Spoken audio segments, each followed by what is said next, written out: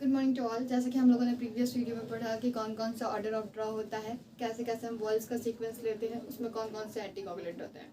आज हम पढ़ेंगे कि वॉल्स में एंटीकोगुलेंट कौन सा होता है और उसका यूज़ कहाँ से करते हैं, कौन कौन से टेस्ट होते हैं, कौन कौन सा टेस्ट किसी वॉल में आता है। ठीक है, ये वाली बात को हम लोग को आज जानना है। तो आज हमारा टॉपिक है wall and test. Wall and test में सबसे पहले हमारे पास आता है कल्चर बॉटल। ठीक है, कल्चर बॉटल की बात किया जाए तो कल्चर बॉटल में होता है हमारे पास न्यूट्रिएंट ब्रॉथ।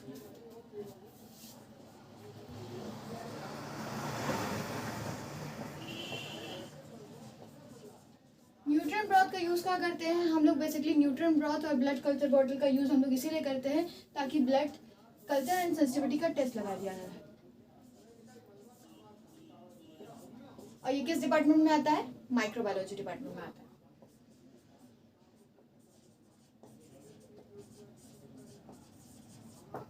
अब बात करते हैं हम लोग आगे के साइड में कि हम लोग का कल्चर बॉटल हो गया CBSGLGB। ये कहा हम लोगों ने लास्ट टाइम पढ़ा था, ऑर्डर ऑफ ड्रॉ का सीक्वेंस इसी सीक्वेंस में याद करते हैं हम लोग। तो ये हमारा हो गया C। अब बात करते हैं B फॉर होता है blue, sky blue, light blue, अलग अलग नाम से हम लोग इसको जानते हैं, कोएगुलेशन वॉल के नाम से भी जानते हैं। तो इसको हम लोग पढ़ते हैं ब्लू, लाइट ब्लू,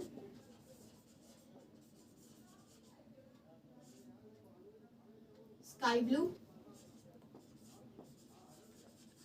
इसमें होता क्या है? इसमें हमारे पास होता है सोडियम सिट्रेट। ठीक है, सोडियम सिट्रेट यहाँ पे कितना % होता है?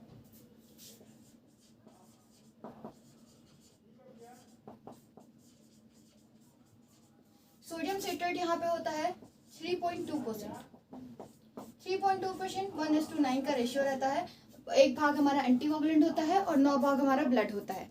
इसमें एक और बात होती है कि सोडियम सिट्रेट यहाँ पे क्यों यूज़ करें कोएगुलेशन के लिए? क्योंकि ये हमारे कैल्शियम को मॉडिफाइड रखता है, हमारे प्लेटलेट को प्रिजर्व रखने का काम करता है, ताकि हमारी जो प्लेटलेट है वो प्रॉपर तरीके से चले, प्रॉपर अपने काउंट को हम लोग गिन पाए, ताकि हम लोग कोएगुलेशन प्रोसेस को डिस्क्राइब कर पाए।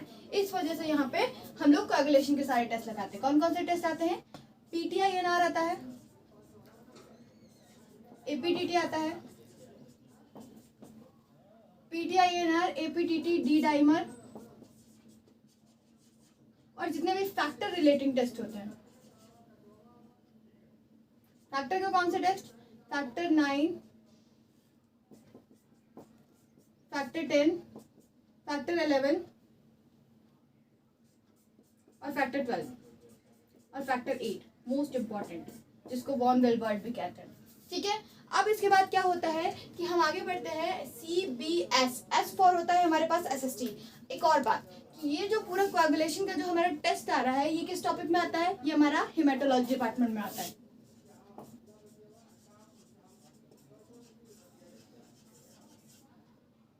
ठीक है, अब आगे बढ़ते हैं CBS। S for SST। SST की जहाँ पे बात किया जाएगा, SST का फुल फॉर्म होता है सीरम सेपरेटेड ट्यूब बोलते हैं। इसी को हम लोग ट्रांसपोर्टेशन वॉल के नाम से जानते हैं। इसको हम लोग येलो वॉल के नाम से भी जानते हैं। इसको हम लोग टाइगर वॉल के नाम से भी जानते हैं।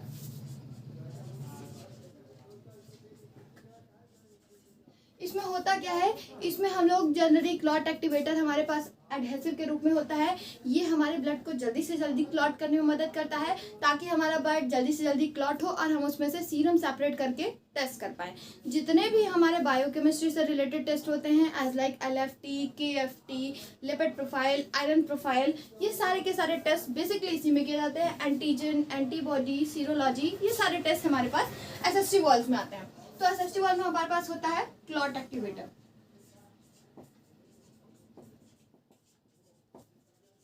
क्लॉट एक्टिवेटर का एक और फायदा होता है, यहाँ पे हम ये भी लिख सकते हैं, बाकी सब में प्लाज्मा निकलता है, यहाँ पे सीरम निकलने का काम होता है। ठीक है, सीरम सेपरेटर बोलते हैं।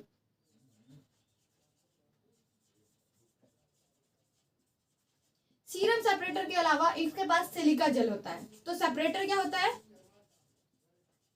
Silica gel. सिलिका जेल के बाद हम लोग बात करते हैं कि सिलिका जेल हमारा इसमें कौन कौन से टेस्ट आते हैं। इसमें हमारे पास टेस्ट आता है LFT,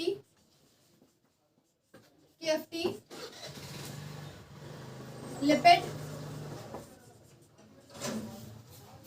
लिपिड प्रोफाइल।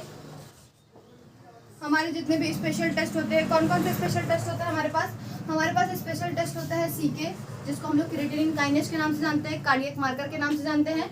CK होता है, CPK होता है, CPK MB। इसके अलावा हमारे पास होता है CRP। इसके अलावा हमारे पास होता है GGT। इसके अलावा जितने भी सीरोलॉजी से रिलेटेड टेस्ट होते हैं, किट वाले टेस्ट होते हैं, वो आते हैं हमारे पास। जैसे हमारे पास आता है HIV, HBsAg, हेपेटाइटिस B के लिए ये यूज होता है HCV।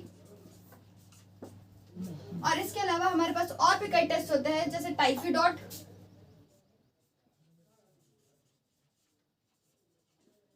के अलावा हमारे पास यूज होता है मलेरिया MPAB का टेस्ट होता है, मलेरिया पैरासाइट एंटीबॉडी का टेस्ट होता है। एंटीबॉडी का टेस्ट हम लोग येलो में करते हैं। एंटीजन का टेस्ट होता है तो वो लेवेंडर में किया जाता है। मलेरिया पैरासाइट एंटीबॉडी के अलावा हमारे पास और कितने टेस्ट होते हैं वो भी इसी में किए जाते हैं। As like Widal quantitative test है टाइफॉइड के लिए, वो भी हम लोग इसी से करते हैं। VDRL सिफिलिस या सेक्सुअल ट्रांसमिटेड डिजीज के लिए ये वाली टेस्ट यूज होती है, तो VDRL का टेस्ट भी हम लोग इसी में करने का काम करते हैं। इसके अलावा जितने भी हमारे एंजाइमेटिक टेस्ट होते हैं,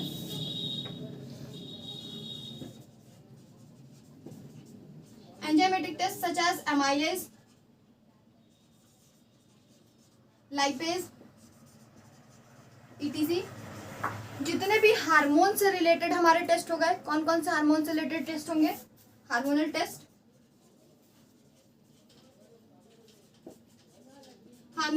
हमारे पास होंगे TFT, थायराइड फंक्शन टेस्ट, ठीक है, FSH, follicle stimulating hormone, LH, luteinizing hormone, PTH, parathyroid hormone, ETC। ये सारे के सारे टेस्ट इसी में आते हैं। इसके अलावा कैंसर मार्कर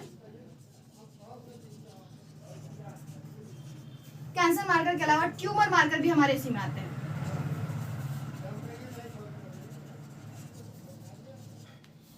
यहाँ पे ट्यूमर मार्कर कौन कौन से और कैंसर मार्कर जैसे सच एज कैल्शियम CA-125,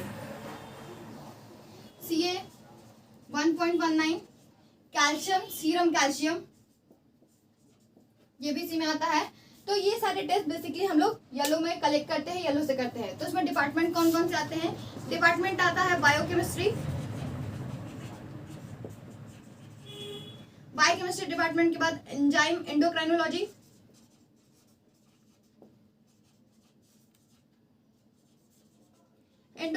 के अलावा हमारे पास सीरोलॉजी के टेस्ट इसमें आते हैं, ठीक है। ये सारे डिपार्टमेंट इसमें आते हैं। अब इसके बाद हम लोग आगे चलते हैं, हम लोग का CBSG की बात करते हैं, ठीक है। G में होता है हमारे पास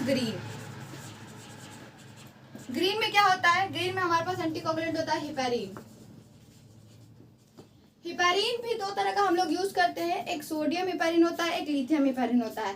पहले हम लोग सोडियम हिपैरिन यूज करते थे, आजकल हम लोग लिथियम हिपैरिन यूज करते हैं, ठीक है। ये दोनों वर्ड्स करीब करीब सेमी कलर के होते हैं, इनमें बहुत कम टेस्ट होते हैं, लेकिन यूजुअली अमोनिया, एनीमिया, ठीक है, ammonia, anaemia, TB gold, lactic acid, ये सारे टेस्ट इसमें आने का काम करते हैं। इसके बाद CBSGLG, L4 होता है लेवेंडर,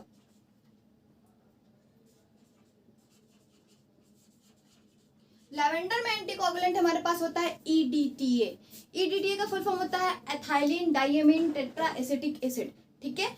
EDTA जो एंटीकोगुलेंट हमारे पास होता है, ये भी दो तरह का होता है, एक हमारे पास K2ED3 होता है और एक हमारे पास K3, डाई पोटेशियम और ट्राई पोटेशियम। ये 3 तरह के एंटीकोगुलेंट हमारे पास यहाँ पे आते हैं। डाई पोटेशियम पहले यूज होता था, आजकल ट्राई पोटेशियम यूज होता है। ठीक है, EDTA में जितने भी हमारे काउंट रिलेटेड टेस्ट होते हैं वो सारे के सारे आने का काम करते हैं। काउंट रिलेटेड टेस्ट कौन कौन से होते हैं? जैसे हमारा CBC complete blood count, TLC total leukocyte count, DLC differential leukocyte count, platelet count,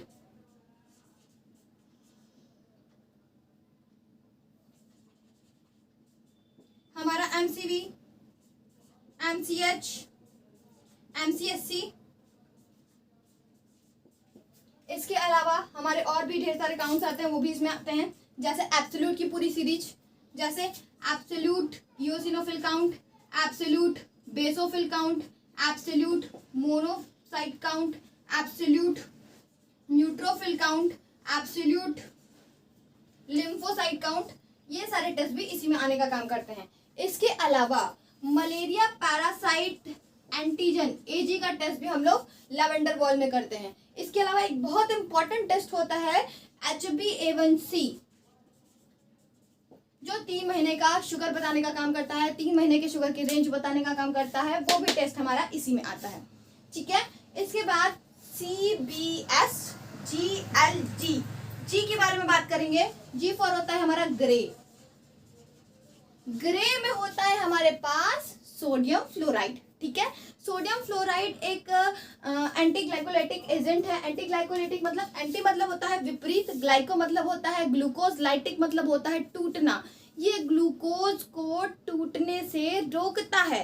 ठीक है, तो एंटी ग्लाइकोलाइटिक एजेंट होता है। इसमें जितने भी शुगर के टेस्ट होते हैं वो सारे के सारे इसमें किए जाते हैं, और जो टेस्ट होता है वो प्लाज्मा के थ्रू होता है। ठीक है, क्योंकि सोडियम फ्लोराइड एक एंटीकोगुलेंट है।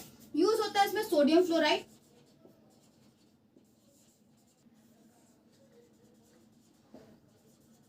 सोडियम फ्लोराइड एक एंटीकोएगुलेंट ऐसा होता है जो हमारे ग्लूकोज को प्रिजर्व रखता है, ताकि हमारा ग्लूकोज जिस टाइम हम ब्लड निकाले थे पेशेंट के अंदर से उस टाइम का ग्लूकोज, और जब हम उसका टेस्ट करें उस टाइम ग्लूकोज सेम बना रहे। ऐसा ना हो कि निकाले थे सैंपल को लैब तक पहुंचाने में 2 घंटा लग गया, उसका ग्लूकोज गायब हो गया, पेशेंट खुश, 200 था 150 के नीचे आ गया। ठीक है, तो ऐसा नहीं होना चाहिए, इसलिए हम लोग सोडियम फ्लोराइड का यूज करते हैं ताकि हमारा ग्लूकोज मेंटेन रहे। इसमें कौन कौन से टेस्ट आते हैं? इसमें हमारे पास आता है RBS random blood sugar, TPBS post prandial blood sugar, FBS fasting blood sugar. Random blood sugar हम लोग कभी भी ले सकते हैं। ठीक है, फास्टिंग ब्लड शुगर मॉर्निंग का पहला स्पेसिमेन लेते हैं, क्योंकि फास्टिंग ब्लड शुगर में 10 से 12 घंटे का गैप चाहिए रहता है, जो कि हमको बेसिकली नाइट में मिल पाता है। इसलिए सुबह का पहला स्पेसिमेन जो होता है वो FBS होता है। PPBS खाना खाने के 2 घंटे बाद। ठीक है, उसका हम लोग टेस्ट करते हैं। एक और टेस्ट होता है इसका, जिसको हम लोग GTT या GCT के नाम से जानते हैं। GTT या GCT कौन सा टेस्ट होता है? ग्लूकोज टॉलरेंस टेस्ट और ग्लूकोज चैलेंज टेस्ट। ये जो टेस्ट होता है ये हम किसी की बॉडी पे, किसी भी पर्टिकुलर इंसान की बॉडी पे ग्लूकोज को, उसको डायरेक्टली ग्लूकोज पिलाकर देखते हैं कि उस पर ग्लूकोज का क्या असर हो रहा है। ठीक है, इसमें फ्लोराइड के 3 सैंपल लिए जाते हैं। पहला फास्टिंग के जैसा, सेकंड ग्लूकोज पिलाने के 1 घंटे बाद, तीसरा ग्लूकोज पिलाने के 2 घंटे बाद। तो ये सीक्वेंस में 3 सैंपल इसके लिए जाते हैं। देखो यहाँ पे एक चीज छूट गई है लैवेंडर वाले में। एक हमारा टेस्ट होता है GBP या फिर PBS। GBP का मतलब होता है ग्राफिकल ब्लड फिल्म, या फिर PBS का मतलब होता है पेरिफेरल ब्लड स्मेयर। इसकी हम लोग स्लाइड बनाते हैं और उस पर हम लोग देखने का काम करते हैं हमारा DLC डिफरेंशियल काउंट मैनुअली कितना है, हमारा प्लेटलेट काउंट कितना है, इसको देखने का काम करते हैं। इसका जो डिपार्टमेंट होता है वो हेमेटोलॉजी डिपार्टमेंट होता है।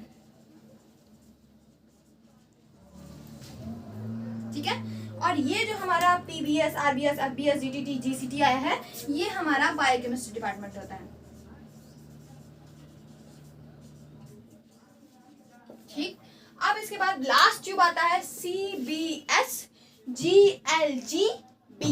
ठीक है, P फॉर होता है ब्लैक। ब्लैक वॉल, क्योंकि ब्लैक वॉल में भी सोडियम सीट्रेट ही होता है। ठीक है,